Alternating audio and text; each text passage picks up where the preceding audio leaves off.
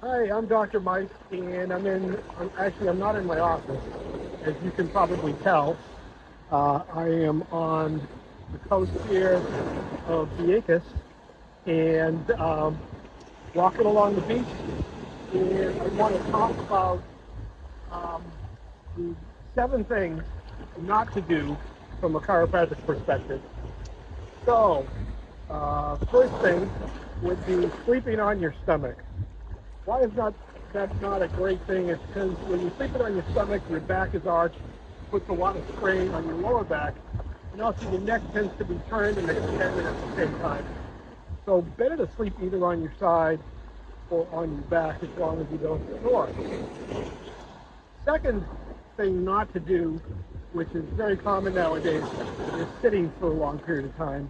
You know, most people sit all day, sitting at the computer, and that's been shown to be really, really bad for your health. So if you do have to sit, certainly better to do either sit-stand station or get up every half an hour or so and move around, because our bodies are really meant and designed for movement.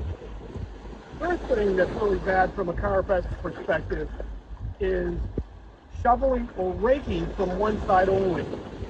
That tends to, I think I might be drowning here. The waves are really crashing.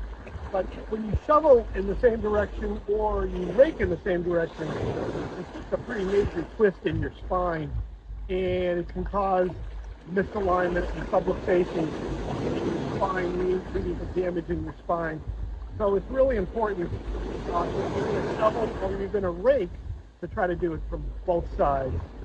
The next one is doing too much in the spring and the fall when your body's not really conditioned for it. A lot of people injure their back because their ligaments are not really toned enough to handle the changes that happen and the stresses put on them with the change of seasons, particularly up here in Maine, where all of a sudden in the springtime we're out in the garden and doing things. So it's really a much better idea to gradually condition your body for those kind of things.